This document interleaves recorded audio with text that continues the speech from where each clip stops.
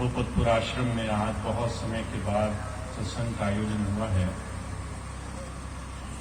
मुझे याद है बहुत पहले जब मैं यहाँ आया स्वामी जी के समय काल में, तो यहाँ पर दूर दूर से गांव-गांव से बहुत सारे प्रेमी भाई बहन जैसे सैलाब आया हो ऐसे लोग सत्संग में आकर जुड़े। सत्संग में आकर के वो अपना थोड़ा सा समय गुरु की याद, गुरु के ध्यान की तरफ लगाया करते थे।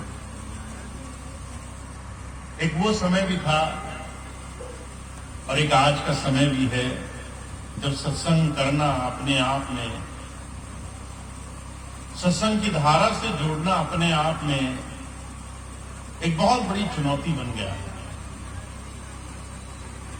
काल अपनी चरम सीमा पे है। चारों तरफ बुरे और विषैले पदार्थों का संसार में फैलावा बढ़ गया है। जहां देखो शराब, नशे के बड़े बड़े साधन, गांव के गांव इस तरह के विषैले पदार्थों से भर गए हैं।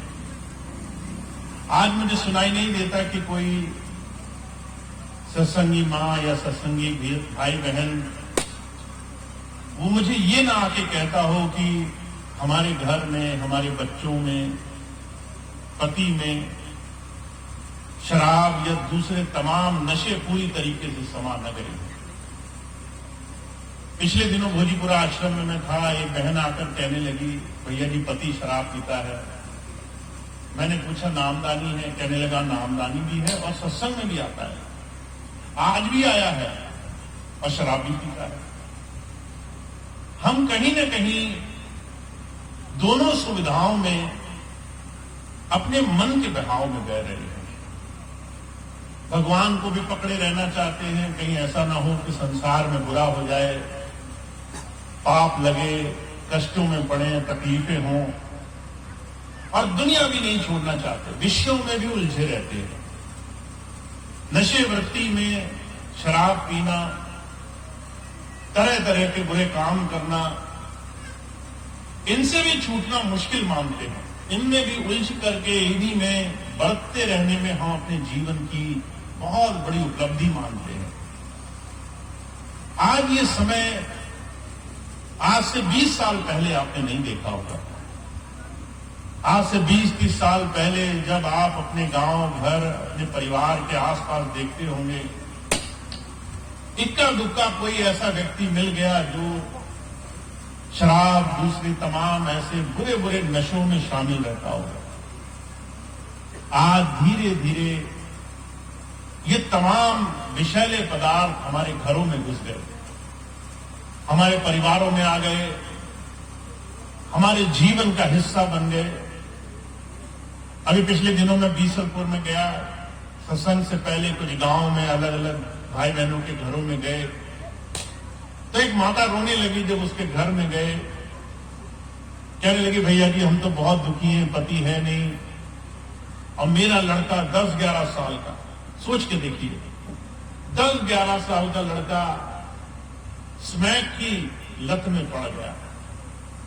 इतनी बुरी हालत हो गई कि शरीर जर्जर हो गया, हड्डी का ढेर, और उसे समझ नहीं आ रहा है कि जीवन है क्या, जीवन का उद्देश्य क्या है।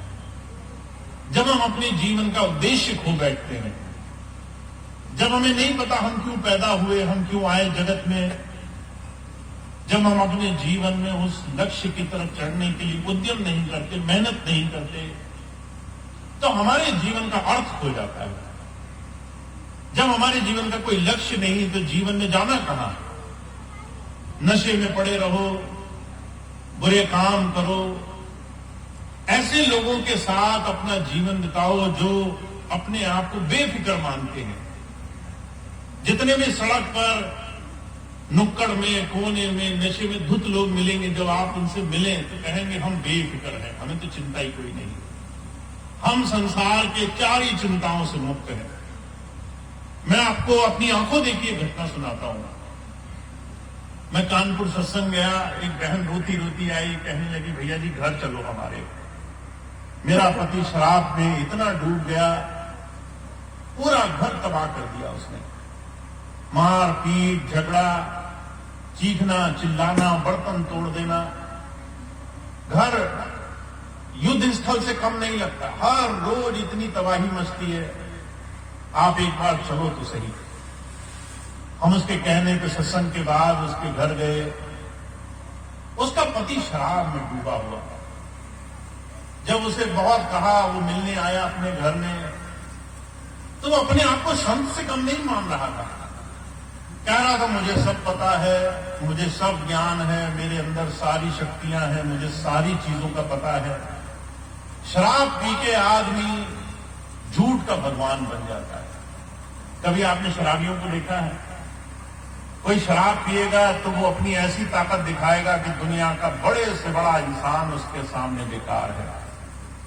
ऐसे साथ छाती ठोक करके बड़ी बड़ी बातें कहता हुआ वो कहता था हम संसार में सारी चिंताओं से मुक्त हैं। मैंने कहा अगर सारी चिंताओं से मुक्त हैं तो तेरी पत्नी, तेरे लड़के, बच्चे, ये बेचारे इतनी मुसीबत से क्यों जूझ रहे हैं? तू तो कुछ नहीं कमाना चाहता, तेरी पत्नी को नौकरी करनी पड़ती है, अपने बच्चों के पालन पोषण, वो बच्चे पढ़ लिख जाएं इसके लिए तेरी पत्नी काम करती है, क्योंकि तू ये जिम्मेदारी मानता नहीं। तू शराब को अपने जीवन में सोमरस मान करके बैठा हुआ है कि मैं चिंताओं से मुक्त हो गया। पर वो आदमी शराब के नशे में ऐसा भरमा, उसे संसार में समझ नहीं आया जीवन है ये जीवन मेरा हाथ से निकल गया। हुजूर कहा करते थे जितने भी नशे हैं संसार में, ये हमारे जीवन में हमारे आज के इस अस्तित्व को, आज के सत्य को, आज के इस बड़े कीमती दिन को बर्बाद करने की क्षमता रखते हैं। तुम तकलीफ में हुए, तुमने शराब पी, नशे किए, थोड़ी देर के लिए तुम्हारी बुद्धि, संज्ञान, विवेक, समझ बूझ सब बेकार हो गई। एक दिन के लिए तुम नशे में बैठ गए, और जब तुम नशे में आ गए, वो एक दिन तुम्हारी जिंदगी से कम हो गया। जब अगले दिन आंख खुली, तुमने सोचा होगा तुम्हारी तकलीफें दूर हो गई, और तुम अगले दिन उन्हीं तकलीफों में थे। अगले दिनों वही समस्याएं तुम्हारे सामने थी, वही गरीबी, बेचारी, वही भुखमरी, वही लाचारी, वही समस्याएं, वही अक्षमता, मैं कुछ नहीं कर पा रहा हूं, मैं फंसा हुआ हूं संसार में। और तुमने सोचा तुम्हारी शराब ने सारी तकलीफें हल कर दी। हुजूर कहा करते थे तुम्हें एहसास नहीं हो रहा पिछले 20-30 सालों में जीवन में कितनी तेजी से गिरावट आई है, कितनी तेजी से लोग अपने जीवन में इन तमाम जीवन की बुराइयों से मदद करके जीवन को नष्ट करने में लगे हुए हैं, अपना ही घर तबाह करने में लगे हुए हैं। बाहर से खड़ा हुआ एक आदमी जब किसी शराबी और उसके परिवार को देखता है तो वो देख सकता है आग कहां लगी है, किसका घर जलेगा, किसके घर में तबाही आएगी। हुजूर कहा करते थे इसीलिए संतों महात्माओं को जब आप देखेंगे तो उन्होंने अपने जीवन के आध्यात्म सूत्रों में इन चीजों को सबसे पहले पायदान में रखा। पहले जीवन शुद्ध करना है। महर्षि पतंजलि हुए, उन्होंने अष्टांग योग जब दर्शन की रचना करी तो उन्होंने सबसे पहले कहा भगवान को बाद में याद करना, पहले जीवन सुधारो, पहले अपनी दिनचर्या सुधारो, पहले अपने सुबह से लेकर शाम तक क्या करते हो उस चीज पर ध्यान दो, तब ईश्वर मिलेगा तुम्हें। ईश्वर ऐसे नहीं मिलेगा कि तुम भगवान को सारे पाप करते करते याद करते रहो। आज संसार में भक्ति को मजाक बना दिया। भक्ति क्या है? दूसरे को गाली देना भक्ति है, दूसरे महात्माओं को उल्टा सीधा कहना भक्ति है। हुजूर कहा करते थे कोई भी इंसान अपने मन की तमाम बुराइयों पर नजर भी नहीं ले जा रहा। अष्टांग योग दर्शन कहता है तुम्हारे मन में आ रहे जितनी दुर्भावनाएं हैं, निंदा, चुगली, द्वेष, बुराई, भेदभाव, ये सारी चीजें तुम्हारे नर्क के साधन हैं। तुम्हारा मन अगर अपवित्र है तो तुम जीवन में उस प्रभु को रिझा नहीं पाओगे। तुम्हारे मन के अंदर जो छल कपट भरा है ना, वो तुम्हें ईश्वर से बहुत दूर ले जाएगा, वो तुम्हें नरक की दिशा में ले जाएगा। मन का छल, मन का कपट तुम्हारे जीवन में पहली वो चीज है जिसे तुम्हें उस प्रभु की भक्ति की तरफ जोड़ना है। मुझे एक बड़ी सुंदर घटना याद आती है। स्वामी जी जब संगीला आश्रम में जाकर कुछ दिन रहा करते थे, तो कभी कभी उनके एक भाई साहब थे, वो आते थे, और जब दोनों बैठते थे, स्वामी जी और उनके भाई साहब, तो बड़ा सुंदर आध्यात्म चर्चाएं हुआ करती थी। भाई साहब भी पढ़े लिखे और स्वामी जी आध्यात्मिकता से जुड़े, तो दोनों जो है धर्म चर्चा किया करते थे। भाई साहब अपनी बुद्धि ज्ञान से पूछते कि संसार में धर्म ये है, और स्वामी जी समझाते इसको अलग तरीके से समझना होगा। तो एक दिन मैं बैठा था, दोनों बातें कर रहे थे। स्वामी जी से भाई साहब ने एक प्रश्न पूछा कि स्वामी जी, इतने सारे लोग धर्म में लगे हुए हैं, पर धर्म, अध्यात्म, तरह तरह के महात्मा, तरह तरह के संसार में लोग हैं, ऐसे में हम सही मायनों में उस परमात्मा, उस भक्ति को कैसे समझेंगे अपने जीवन में?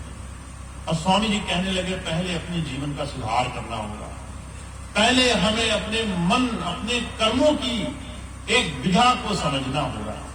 और उस दिन स्वामी जी ने एक बात कही जो मैं आप सबको बहुत समझाना चाहता हूं। स्वामी जी कहने लगे, तुमने किसी को एक चांटा मारा, ये तुम्हारा एक कर्म हुआ, और तुम किसी को नहीं मार पाए, और तुम मन में बैठे रोज उसे मारने का मंसूबा बनाते हो। रोज 10 बार किसी आदमी को देखा, मन में घृणा आई, और तुम्हारे मन में 10 बार आया कि मैं इसको चांटा मार दूंगा, तो तुमने मन से 10 गुना ज्यादा कर्जा बढ़ाया। वो कर्म असली और नकली में फर्क नहीं देखता।